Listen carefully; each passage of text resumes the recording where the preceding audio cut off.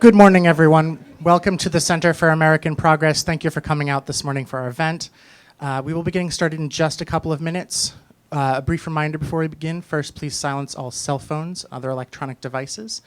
Second, we're going to ask that everyone remain seated at the conclusion of the event so that the Secretaries and Attorney General can make a quick exit. Thank you.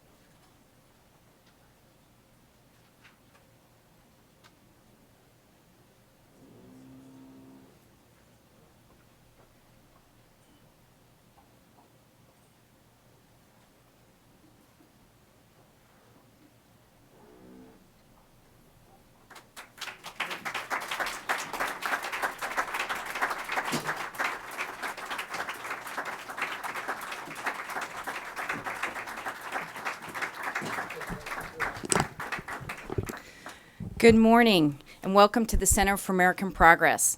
My name's Carmel Martin. I'm the Executive Vice President for Policy here at CAP, and it is my honor to welcome you to this very exciting event. Our lineup today, I think, is a real testament to the importance of this issue to this administration and to President Obama.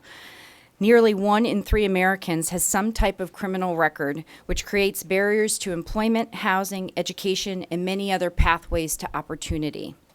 Some Americans with criminal records are even barred from casting a ballot, denying the right to participate fully in our democracy after they've paid their debt to society. The impact of these barriers goes well beyond those previously convicted of a crime. Criminal records are a family sentence. In fact, CAP has found that nearly half of America's children now have a parent with a criminal record. Study after study has shown that the barriers associated with a parent's criminal record can severely limit a child's opportunities and lead to worse life outcomes. By eliminating these barriers and providing the right tools to people with criminal records, we can dramatically increase the likelihood that they will remain crime-free, and we can put stability and success within reach for them and their families. At CAP, we've continued to raise awareness about these issues. As a member of the Coalition for Public Safety, we've joined groups across the political spectrum to push for meaningful reforms to our criminal justice system. And we've been lucky to have such a steadfast partner in President Obama. Over the last 8 years, the Obama administration, including our 4 guests this morning, has led in a new direction on criminal justice issues. Over the course of his 2 terms in office, President Obama has granted more commutations than the past 4 presidents combined. In 2013, the Department of Justice launched the Smart on Crime initiative to promote fairer enforcement of our laws, strengthen protections for vulnerable populations, and work with local and state law enforcement agencies to build trust in their communities and develop smarter and more efficient tools for ensuring public safety. And this morning, the administration is announcing more important steps to support the successful reentry of formerly incarcerated individuals and to ensure a second chance for people with criminal records and their families. But this work is far from finished. Our broken system continues to devastate communities across the country. Critical legislation like the Sentencing Reform and Corrections Act remains in limbo on Capitol Hill. And every day that Congress fails to take action, more American families are swept into a vicious cycle of poverty and mass incarceration. With bipartisan support on these issues, we have a unique window of opportunity to make meaningful progress and ultimately build a fairer and more effective justice system for all Americans. It's a privilege to be joined this morning by 4 of our nation's strongest champions for criminal justice reform. Attorney General Loretta Lynch, Secretary of Labor Tom Perez, Secretary of Housing and Urban Development Julián Castro, and Secretary of Education John King. Their leadership has been critical to the administration's progress on these issues, and we're honored to have them on today's panel. The conversation will be led by Daryl Atkinson. Daryl is an advisor to the Second Chance portfolio of the Bureau of Justice Assistance, a member of the Federal Interagency Reentry Council, and the first ever Second Chance Fellow at the U.S. Department of Justice. Prior to joining DOJ, he was a senior attorney at the Southern Coalition for Social Justice, where he focused on criminal justice reform issues. And in 2014, Daryl was honored as a champion of change at the White House. We're thrilled to have all of them here this morning, so without further ado, please join me in welcoming them.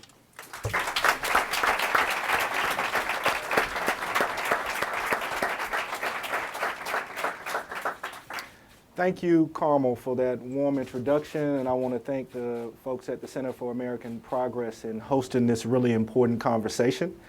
To say that this is a surreal experience for me would be an understatement. Sitting on the stage with 4 cabinet-level officials talking about these important issues is a really bucket list moment, if you will, for me. And what really grounds it and makes it even more surreal for me is because 20 years ago, I couldn't have even envisioned having this conversation with you all. 20 years ago, I was beginning to serve a 10-year sentence in the Alabama Department of Corrections for a first-time nonviolent drug crime. And I went into the Alabama Department of Corrections with a high school diploma, and I came out with a high school diploma. The state of Alabama wasn't nearly as progressive as some other states in offering post-secondary education opportunities. So I kind of languished for 3.5 years.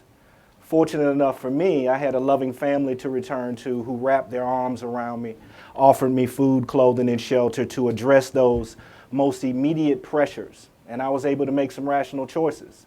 Go back to school and get my education and get my law degree. Develop a practice area that exclusively focused on the restoration of the human and civil rights of people who've been in contact with the system. And now I get to share the stage with you all. So it's really been a remarkable journey, but I really want to emphasize that I don't consider myself exceptional at all. Pretty ordinary. The only thing that separates me from the over 600,000 people that are released every year from state and federal prisons, the other 10 to 12 million who cycle in and out of our local county jails, and the over 70 million of people with criminal records, is that I had access to extraordinary opportunities to be able to succeed and remake my life. And what we're about to talk about today is the steps that your agencies are taking to expand those opportunities to more Americans so we can have more success stories. So let's get to it. And I'm going to start with the Attorney General, Madam Attorney General. Morning. My boss. And Better start with her. And we know that prisoner reintegration, reduction of recidivism, is a multi-dimensional issue.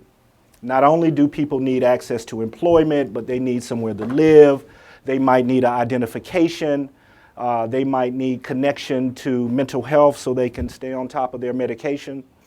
And these needs span multiple agencies.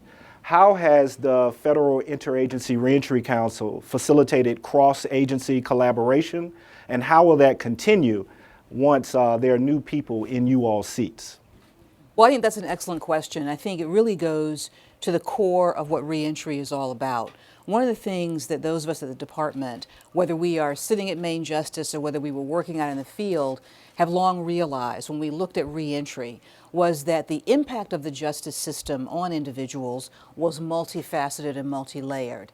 And so therefore, when we talked about reentry, the response needed to be multifaceted and multi-layered. You know, a lot of us started out looking at these issues years ago when I was a U.S. attorney under former AG Janet Reno. This was a huge priority of hers. And we looked at it really from a position of what could the Justice Department do. And while there's a lot that we can do, the impact of what we have already set in place through incarceration and other measures really extends far beyond the purview of justice. The Reentry Council has been, I think it's fair to say, one of the most successful collaborations in Washington. And I think it's because it is a group of agencies, and I'm tremendously proud that every agency on this stage is represented, as well as several others, that have all sort of put aside their main desire to be the leader and said, what can we do together?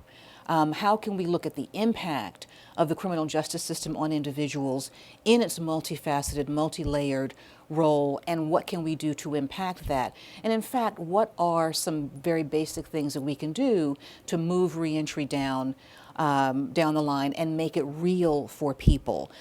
So it's a combination of agencies who use both their convening power, their policy power, frankly, the power of the thoughts and instincts of all the people who work for us, our connections to the field, and it's been a very, very successful collaboration. Some of the things that have come out of it are just talking about the barriers to reentry and what are literally the logistical issues there.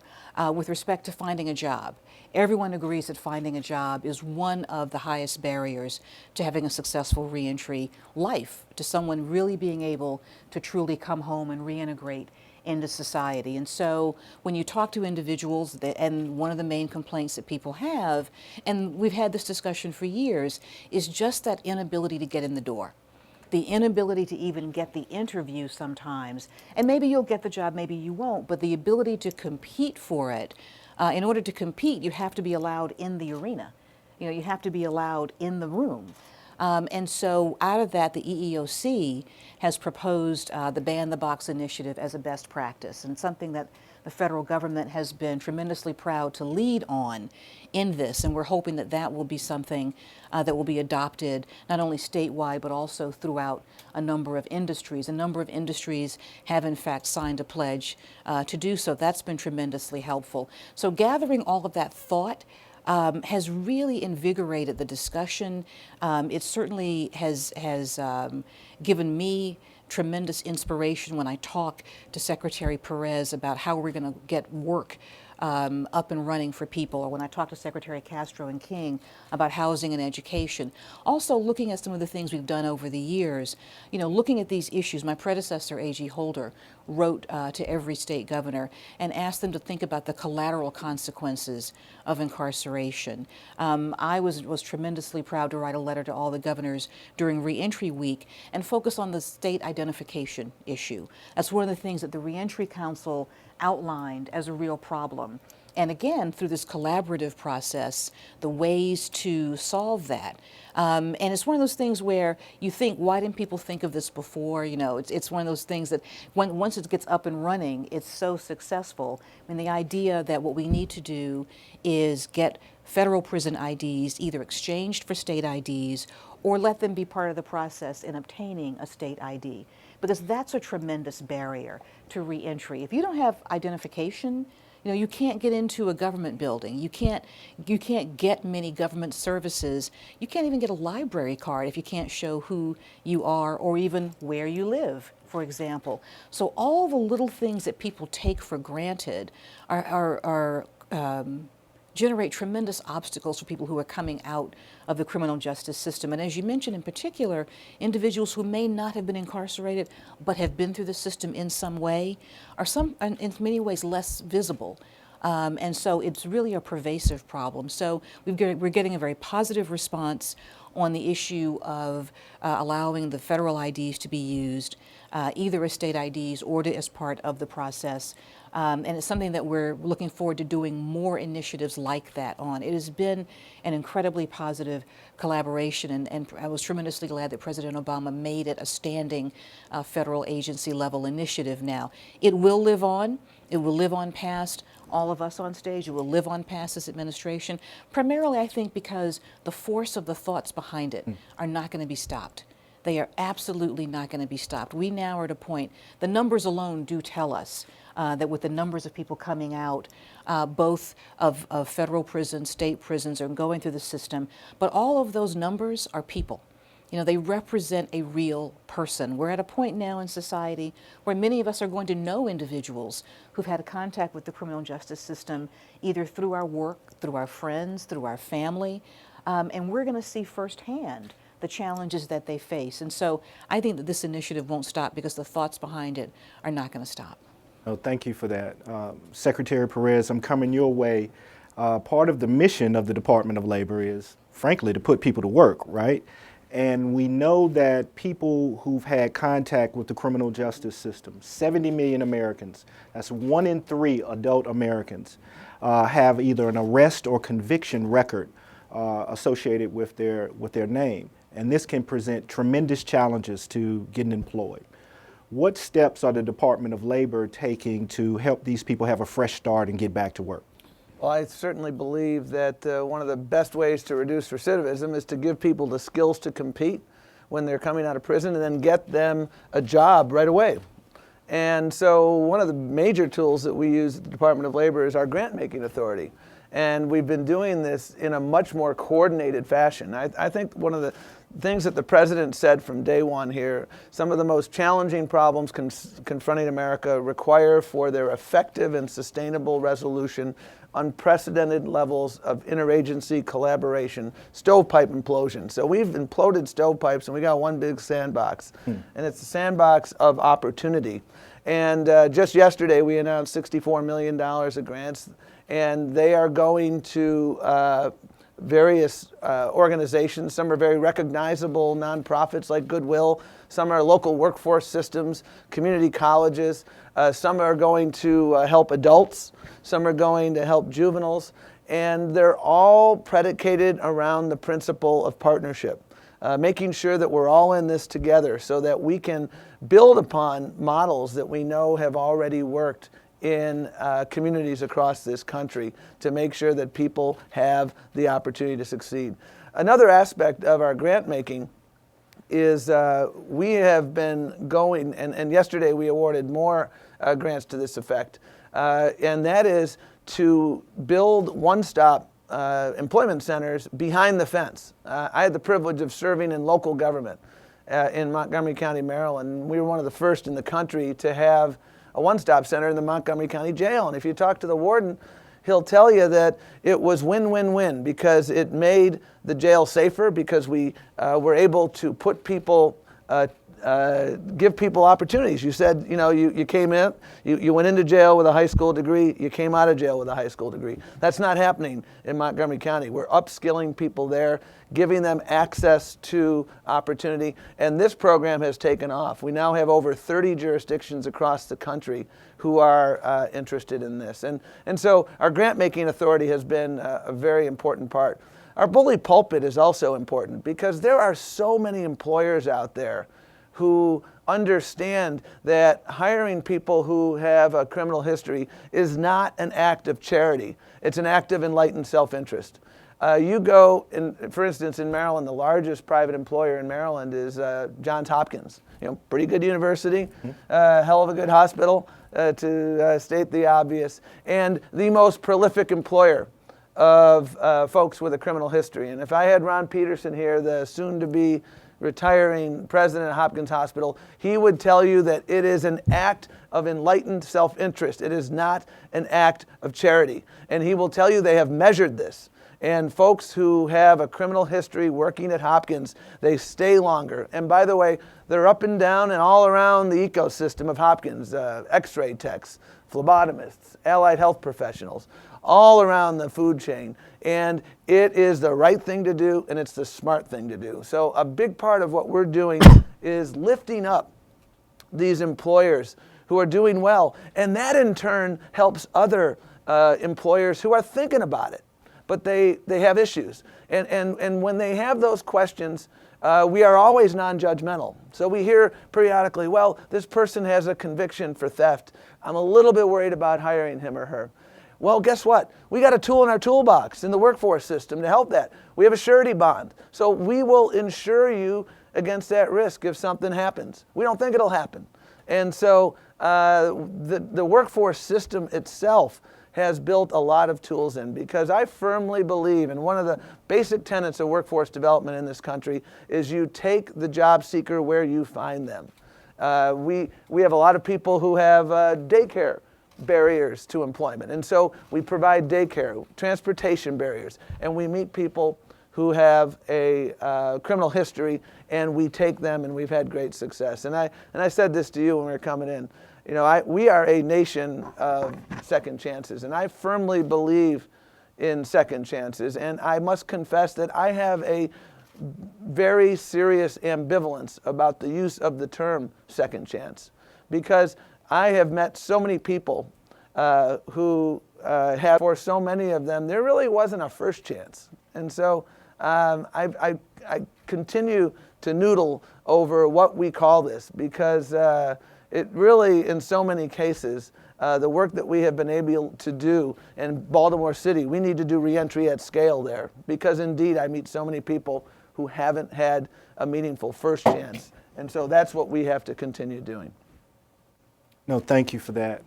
Secretary Castro, you heard in my story the critical role that stable and secure housing played in my reentry trajectory. Many people struggle with that, though, particularly folks who may have substance abuse or behavioral health issues. They can fall into chronic homelessness and end up touching a number of different crisis services, whether it be our emergency rooms, psychiatric hospitals, prisons, or jails.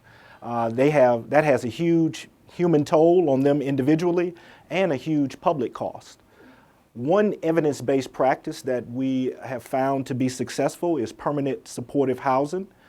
Can you detail some steps that HUD has taken in amplifying permanent supportive housing? Yeah, absolutely. First of all, Daryl, thank you very much for moderating this, and my kudos to you for the example that you have set, and for using your talent and your experience to motivate others to make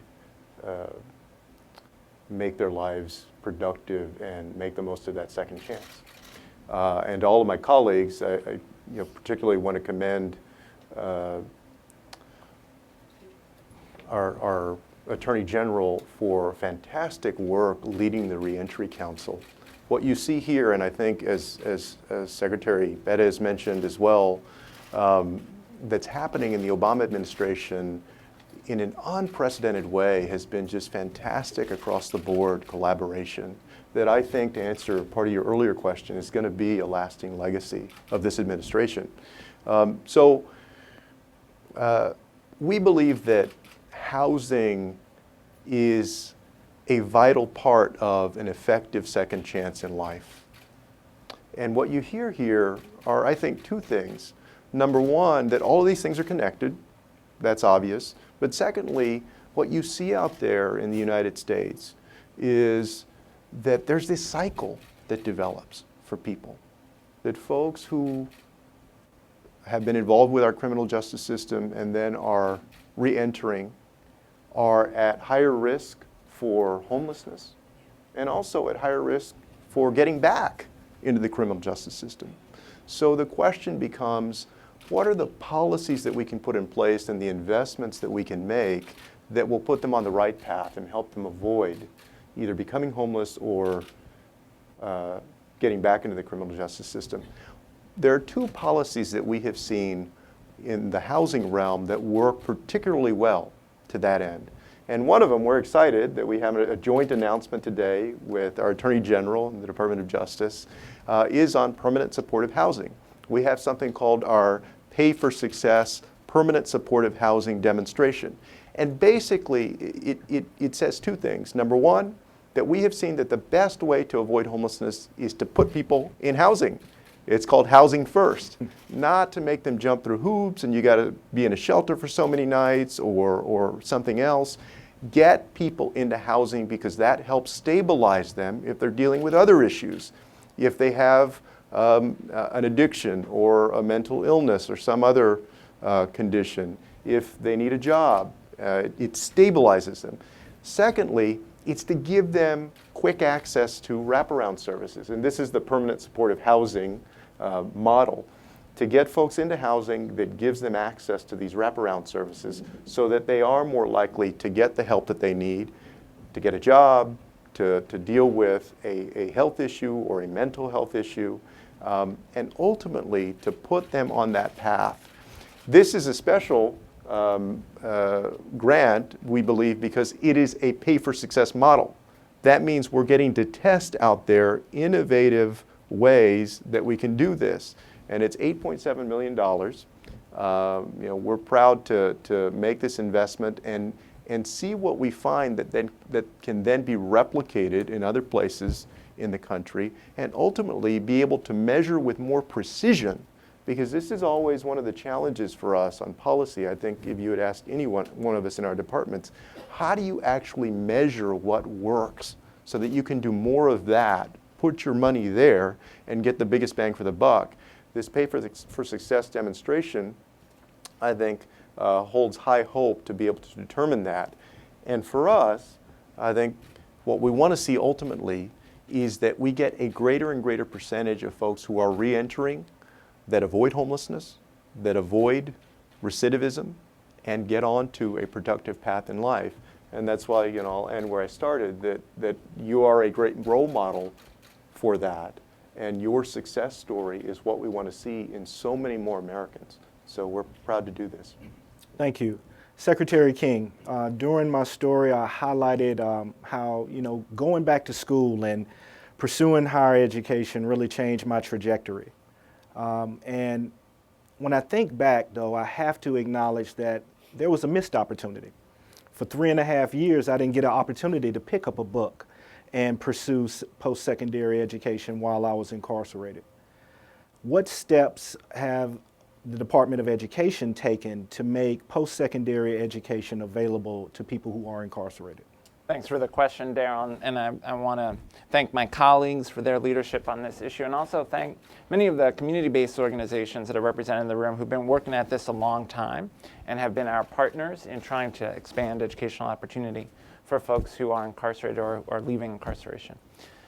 I think you're exactly right that you are not being able to take courses while you were in prison was a missed opportunity, and we see that all across the country, and we have to acknowledge that the federal government made a mistake in the mid-90s during the period when we were in a rush to mass incarceration.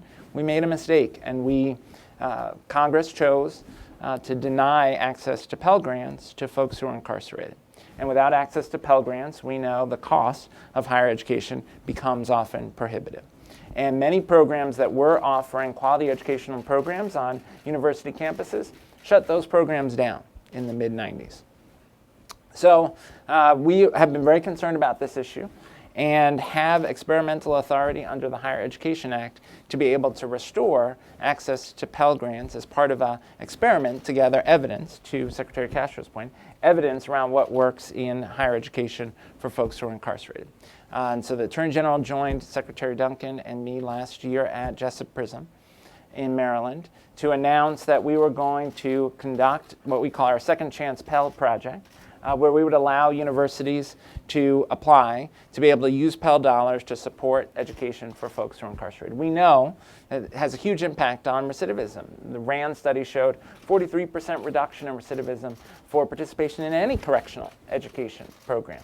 And some of the programs that have long existed that are privately supported, that are helping folks get bachelor's degrees, have seen recidivism rates as low as 2% in those programs because they're equipping folks with meaningful skills and opportunities.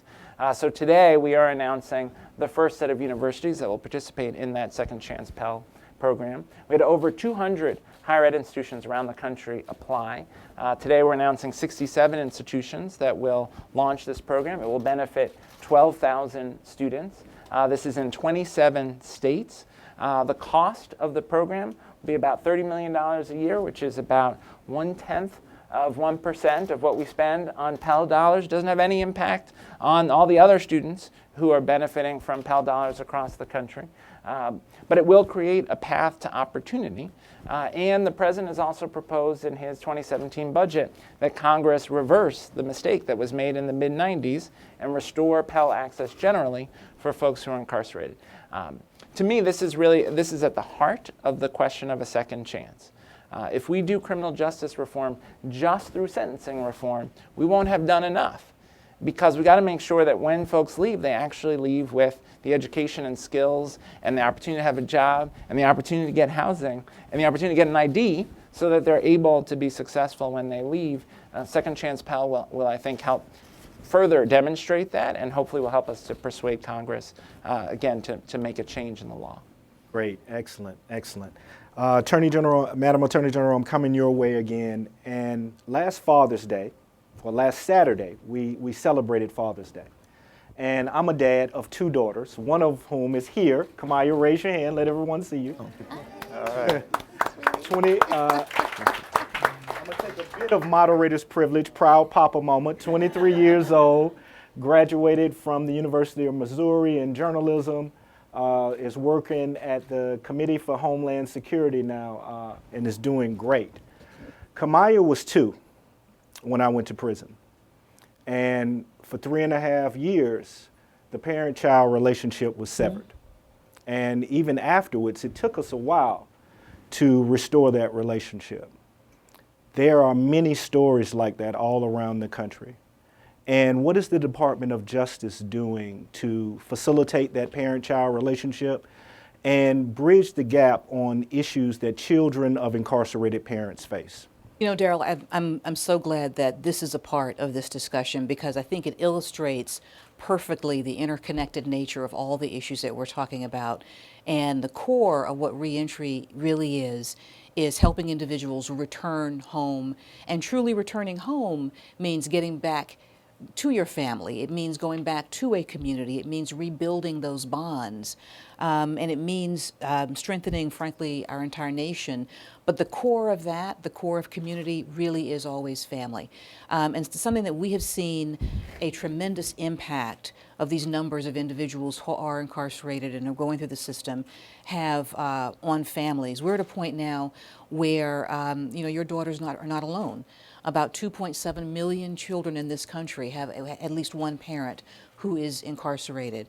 And I will tell you also that when I go to prisons and talk to people, and I was so proud to go with former Secretary Duncan and announce the beginning of this pilot program, we talked with a number of inmates who were themselves taking college courses at the Maryland prison that we were visiting, and they were not able to take advantage of the Pell pilot because we were still rolling that out. And I will tell you that every one of those individuals talked about the impact that their educational program in prison had on their relationship with their children who were still at home, both from a sense of supporting their children's own educational needs and being an example, but also in terms of helping them understand how to be a better parent in all the things that are not in the books. You know, the ability to connect, the ability to talk to your child, the ability to communicate about these issues, the act of going through the educational process, of essentially pulling yourself into a different realm, was opening up avenues of connection between, at that time it was the men I was talking to, but I've also talked to women in prison who've made the same comment. And so when we look at the cycle that we see, which also is sadly that a lot of the youth who are currently going through the system themselves are young parents or about to be, part of reentry is breaking that cycle. It is breaking the cycle and the connection. When I was actually at an Alabama institution during reentry week, I talked with a number of men there about their efforts, both educational, employment, their concerns, and every single one of them also talked about the need and the desire to be a better parent. And one individual had a child who was also incarcerated in a different institution, and the special challenges of parenting someone who's going through the system also. The same challenges every parent faces of not being listened to, but the special challenges of connecting to someone who's going through an incredibly difficult period as well. And so what we see is that when you help individuals rebuild those bonds of family, you do break that cycle. You do come out with stronger families. You come out with people who are connected to their kids. And you have young people who can look at what their parents have gone through as an example and something to learn from, but something that they're able to avoid. And that's the goal here. So we're looking at a number of ways to maintain just the pure physical connection that people have with their children while they are incarcerated, in terms of making visitor centers more children friendly, more kid friendly.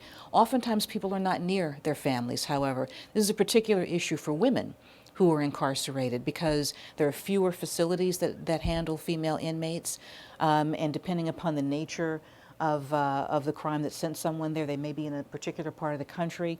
That can be very difficult, and it's challenging. It's challenging for any parent. But you know, when you incarcerate a mother, you almost incarcerate a whole family in terms of the impact on that family and the bonds that you break. And so we're working to improve the video conference facilities there and have those connections so that people can have more regular communication with their children.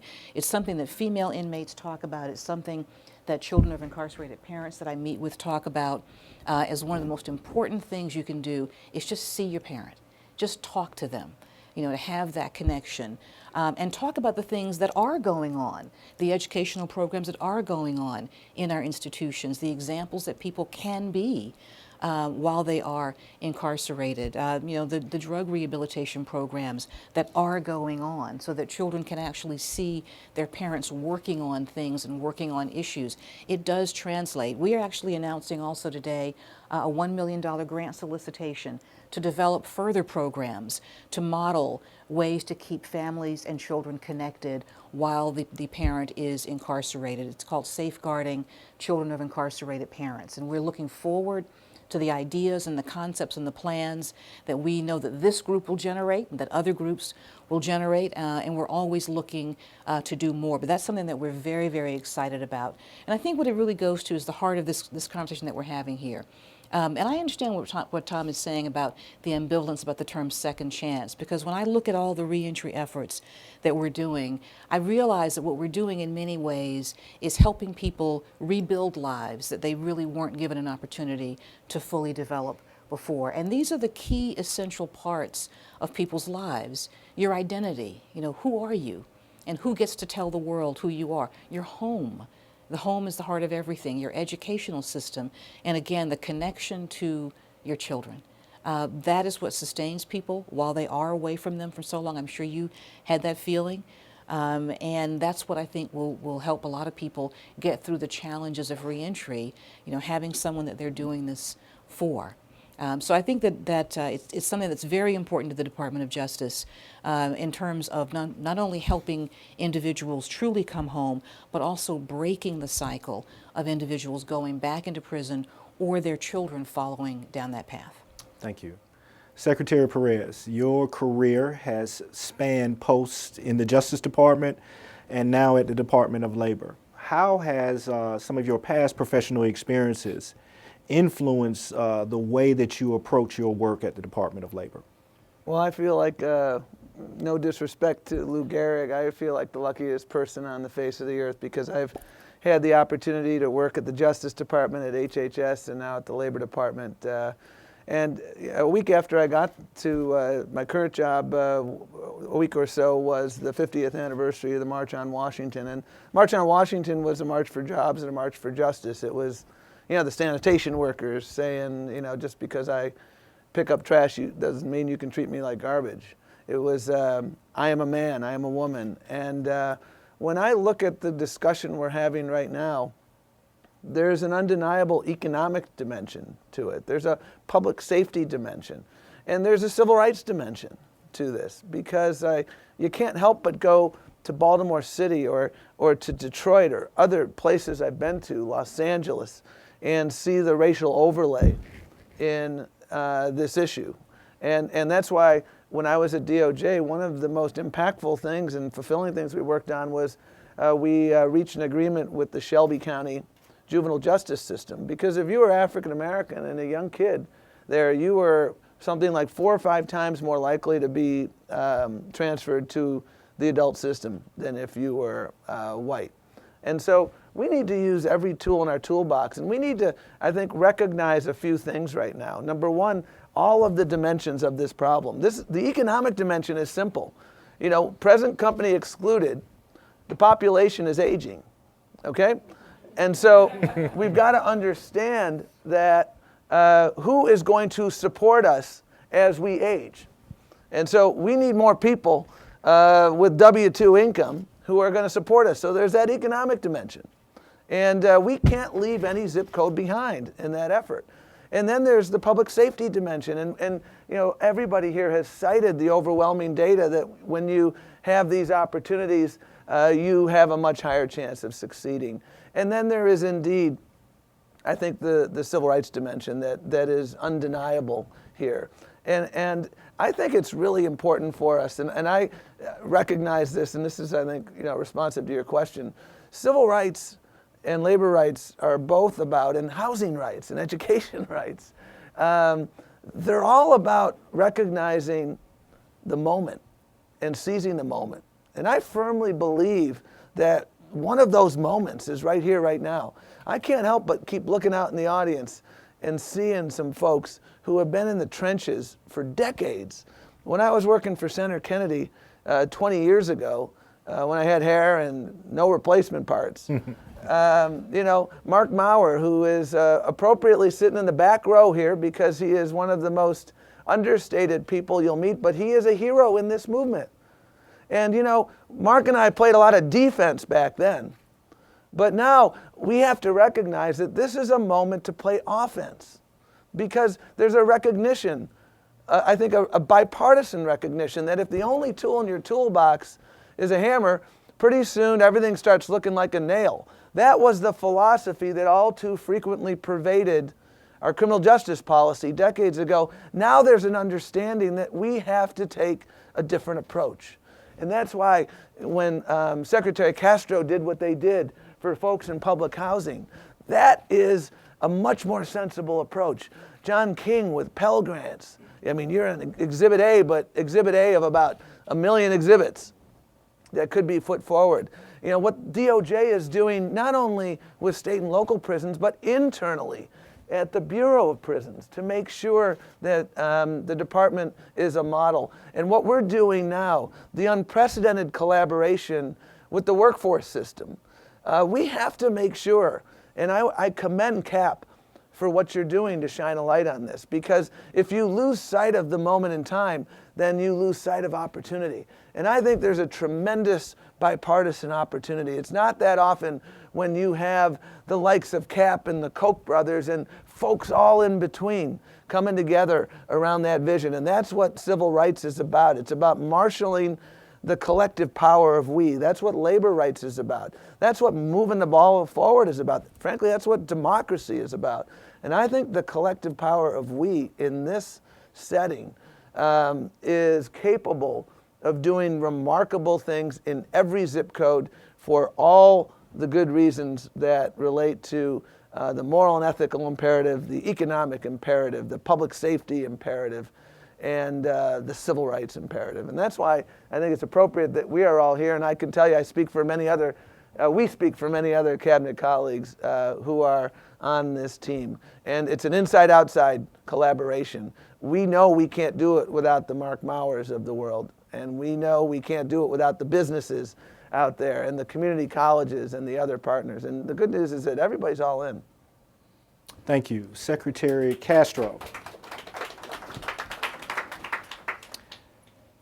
It has been fairly well documented, the barriers that a criminal record history can trigger for people in trying to get work.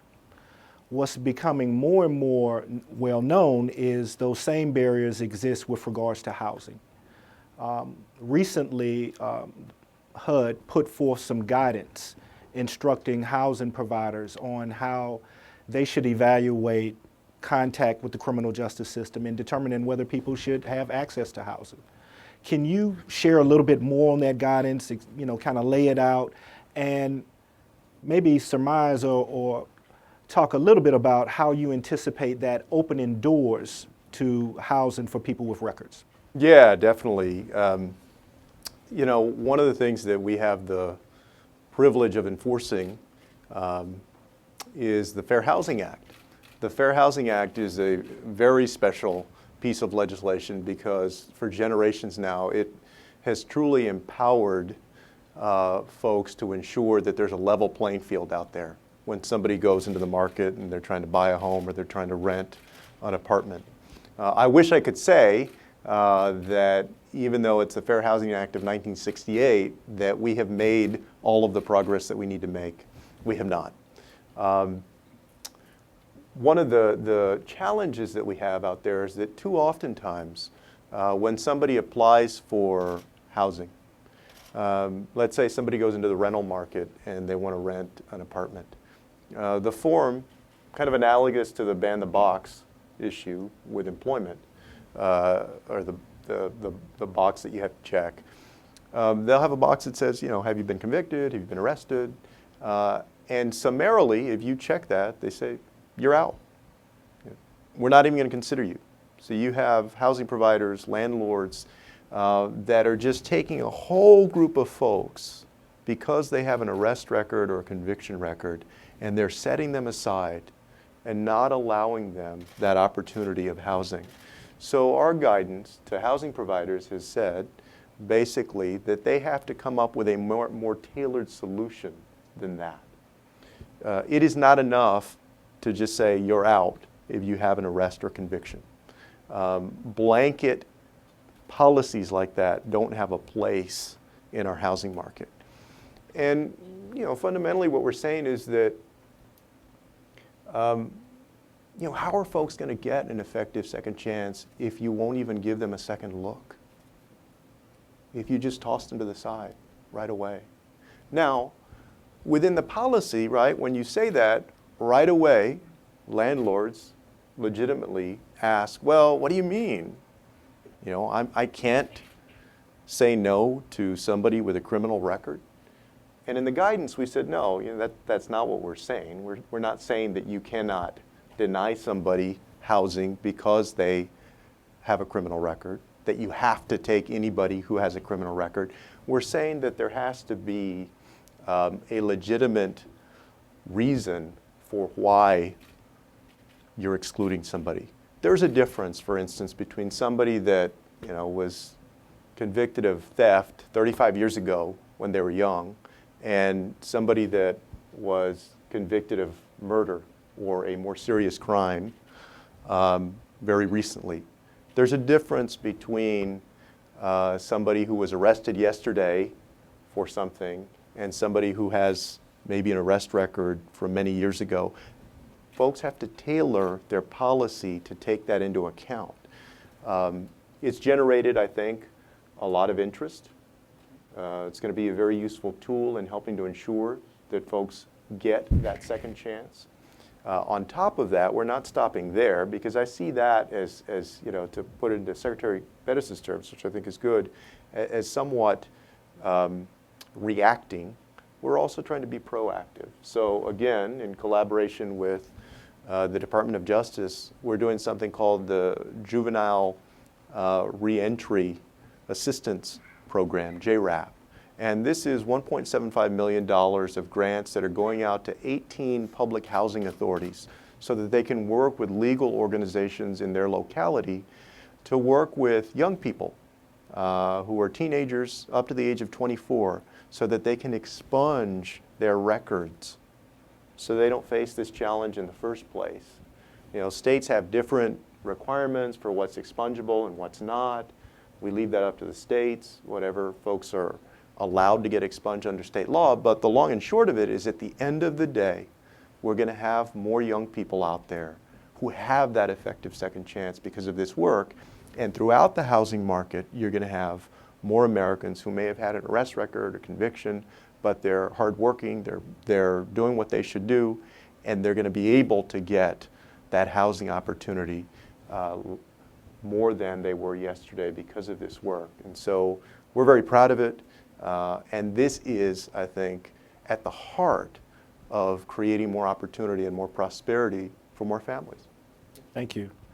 Secretary King, you talked about the Pell, the Second Chance Pell Initiative, and how that's going to open up opportunities for people who are inside to be able to get access to post-secondary education. But the incarcerated population represents a fraction of the total number of people who've had contact with the system, who also face many challenges to getting post-secondary education. I know this up close and personal. After I graduated with my junior college degree, graduated summa cum laude, didn't make a B.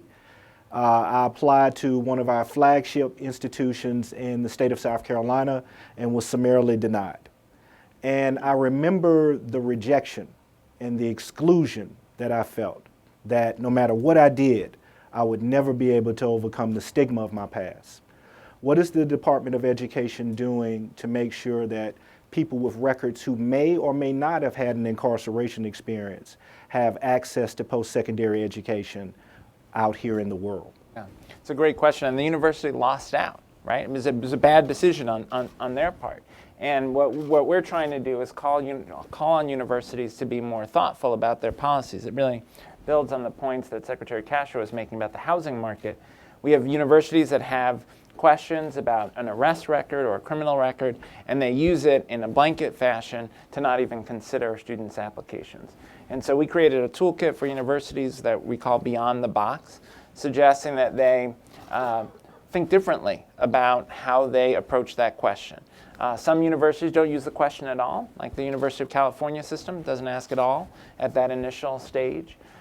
Some universities are smarter about narrowing the question to licensing areas where there may be collateral consequences that prevent folks from getting a license. So it's important actually to understand at the outset whether or not someone pursuing that field will be able to work in that field, and so they can ask a more narrow question. Some universities, after they ask the question, make entirely unreasonable demands of the student. There's one university that asked students to get a letter from the warden where they were incarcerated, no matter how long ago it was, explaining what their behavior was like while they were incarcerated. Right? So there are these obstacles that are created to enrolling students that actually harm the university and harm opportunity for students. So we created this guidance. We also created a pledge for universities to commit to move beyond the box. We have 25 universities that are leading the way, that have announced that they're participating in the pledge, and we're going to continue to grow that effort. Mayor Garcetti from Los Angeles was actually with me to announce the Beyond the Box guidance. At the event, he said, you know what? I think a bunch of other mayors should do this same thing. I'm going to commit to bring together all the universities in the Los Angeles area to talk about this, to move beyond the box, and I'm going to encourage other mayors to do it. He's already got 21 other mayors around the country who've committed to this. And so with leadership like Mayor Garcetti's, I think we can make real progress here. And I think there's a growing realization on the part of universities that they're missing out on extraordinary talent by having these arbitrary barriers. No, thank you. So we have about 3 minutes left, and I want to give my esteemed panelists an opportunity, rapid fire, to share anything that they haven't been able to share, where they would like to see reentry, particularly from their agency perspective, move forward in the future. And I'll start with Madam Attorney General. Well, we actually are moving towards that. Our view is that reentry begins on day one of a person's contact with the criminal justice system, and we are looking to make our Bureau of Prisons one of our strongest centers for reentry by strengthening the educational and the employment, as well as the family connection opportunities therein. We feel that it's an opportunity that we have to connect with individuals and give them the opportunity to, in fact, take advantage of these programs so that when they actually cross that door and the gates close behind them, they can actually step into the workforce. They can find a home. They can move forward with their education. So reentry begins with day one. Secretary Perez. Scale and sustainability. We're scaling our efforts across, or sustaining our efforts across our agencies by making sure our career staffs, who are the spine of every agency, are working on these things so that they can be carried forward. So I think that's the internal dimension of what we're doing. The external dimension of what we're doing is what I often call the orchestra. We in this room here who are part of this challenge, we play different instruments. Mark Bowers at the Sentencing Project, other folks at different places. We play different instruments, but we're in the same orchestra. And we need more players in this orchestra. It's the orchestra of opportunity. When we go and host events where Hopkins evangelizes about why they do this, and then you get other employers who are saying, I want to join the orchestra, that's lightning in a bottle. So scale and sustainability, getting that orchestra to get more members, that's what it's all about. Secretary Castro. Yeah, I'd say two things. Integration into everything that we do.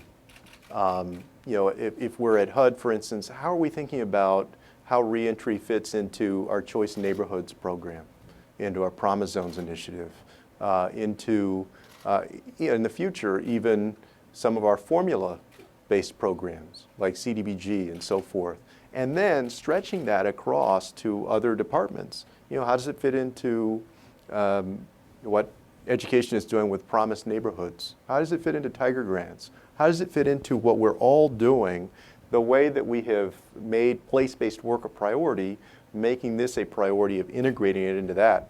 Secondly, for us, it's really follow-through. We can set out guidance. We can send that off into the world of the housing market, but we really need to make sure that there's enforcement and that we follow through so that this is meaningful opportunity for folks. I think that in the coming years that if we can do those two things, that we'll make a much bigger impact than we've been able to make so far as this grows. Two quick points. One is juvenile justice is a place where we've got to get much better at reentry. Too often, kids in juvenile justice facilities don't get quality educational experiences and don't have a meaningful transition plan back to their school and community. And so that becomes then a pipeline to adult prison. So we're working with the Department of Justice on a series of grants to strengthen reentry programs, including connecting students with educational and job training experiences both while they're in the juvenile justice facility and when they return. The second is we've got to look, Secretary Perez raised the point of first chances. We've got to look at this problem in all of its dimensions from its earliest origins. We just reported our civil rights data collection data survey. African American students are more than 3 times as likely to be suspended from pre-K. Just so I'm clear on that, suspended from pre-K. And nearly 4 times as likely to be suspended in K through 12 education.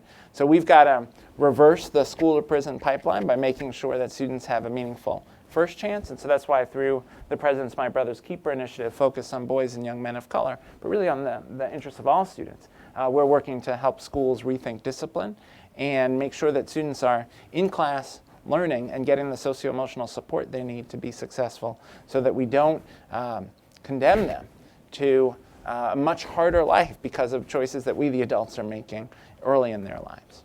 Thank you. I could do this all day, but we're at time and these busy folks have other important work to do. In closing, I guess I would say I think part of my role in moderating this panel was to ground and connect the policy to the real life experience of people who've had contact with the system. And I really want to emphasize the people part. When my parents came and picked me up from a maximum security institution when I was released, they weren't picking up a convict. They were picking up their son, they were picking up a member of their family. All of these folks that we're talking about, these numbers, they're people. They're somebody's family. They're somebody's father. They're members of our American family, our community. And I think what we heard today is really big, important steps in opening up that opportunity so everybody can pursue the American dream. Thank you. You're good. Great job. Ladies and gentlemen, please